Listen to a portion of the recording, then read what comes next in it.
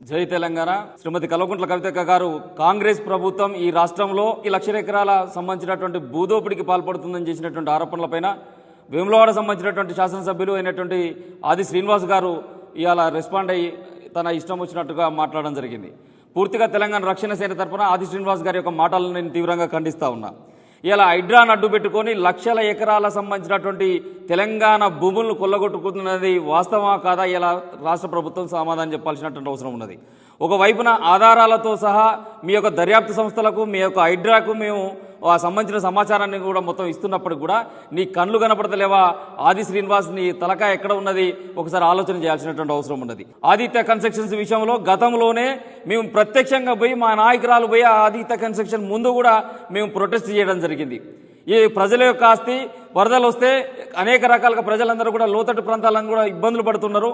ఈ సంబంధించినటువంటి మూసి గర్భంలో కడుతున్నారని చెప్పేసి సంబంధిత ఆధారాలను కూడా ఇచ్చినప్పటికీ కూడా హైడ్రా కమిషనర్కు కనీసం నిమ్మకు నీరెత్తినట్టు ఉండిపోయాడు. మరి ఇవాళ మూసి గర్భంలో కడుతున్నటువంటి ఆ కట్టడాన్ని సమర్థిస్తూ ఆది శ్రీనివాస్ ఇలా మాట్లాడితే ఏమంటాడు, కోర్టు నుంచి వాళ్ళు తెచ్చుకొని నిర్మాణం చేపడుతున్నారు అంటున్నాడు. అంటే అదే కోర్టు నుంచి పేద మధ్య బిడ్డలు కూడా బలువు బడగిన వర్గాల సంబంధించిన బిడ్డలు కూడా కోర్టు నుంచి నోటీసులు తెచ్చుకొని మీ ప్రభుత్వానికి ఇచ్చేసి మా ఇల్లు కూర్చొద్దు మొర్రో అని చెప్పేసి మొత్తుకుంటుంటే కూడా గర్భంతో ఉన్నటువంటి మహిళలు అనేటువంటి కూడా చూడకుండా పేద బిడ్డల యొక్క ఇల్లు కూల్స్తుంటే ఆ రోజు వాళ్ళ దుఃఖం మీకు కనపడలేదా? అంటే పెద్దోళ్ళకు ఒక న్యాయం, పేదలకు ఒక న్యాయమా?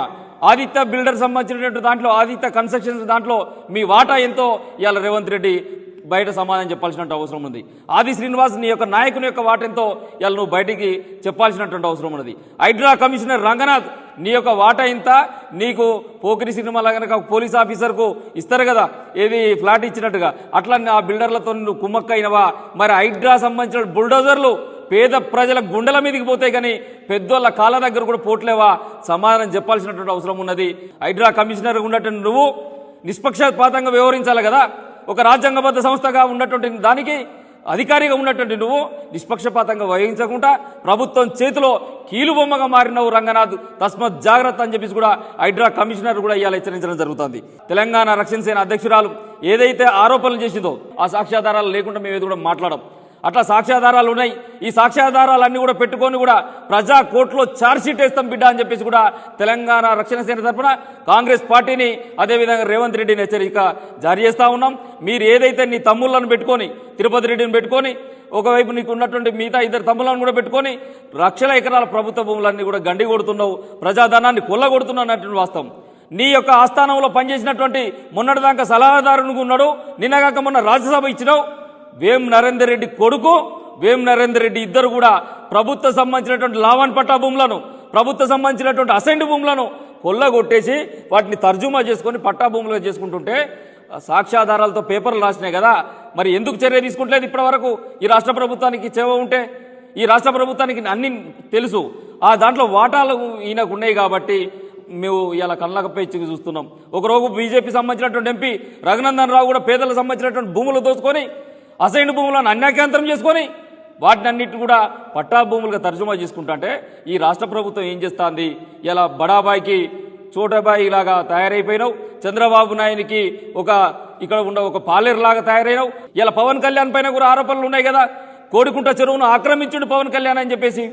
ఇలా చెరువు సుఖం భూములను ఆక్రమిస్తుంటే ఈ ప్రభుత్వం మొద్దు నిద్రపోతుందా? నీ హైడ్రా మొద్దు నిద్రపోతుందా? ఏం చేస్తాం ఈ రాష్ట్ర ప్రభుత్వం?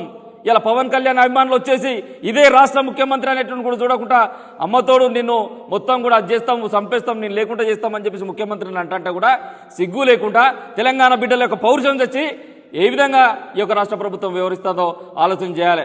మీరు ఆంధ్ర బాబులకు తొత్తు కాకపోతే మీరు ఖచ్చితంగా పవన్ కళ్యాణ్ ఆక్రమించినటువంటి కోడికుంట చెరువు సంబంధించినటువంటి దాన్ని ఇమ్మీడియట్లీ ప్రభుత్వం స్వాధీనంలోకి తీసుకోవాలని చెప్పేసి కూడా ఈ సందర్భంగా నేను తెలియజేస్తాను. ఇలా రేవంత్ రెడ్డి ప్రభుత్వం అంటే ఎందుకు రోషం వస్తుంది? ఇలా వాటిని ఆధారాలతో సహా దర్యాప్తు సంస్థలకు ఇస్తానికి మేము సిద్ధంగా ఉన్నాం. నిరూపిస్తే నువ్వు రాజీనామా చేస్తావు ఆది శ్రీనివాస్ అని చెప్పేసి ఈ సందర్భంగా తెలంగాణ రక్షణ సేన తరఫున ప్రశ్నిస్తూ ముగిస్తున్నా. జై తెలంగాణ.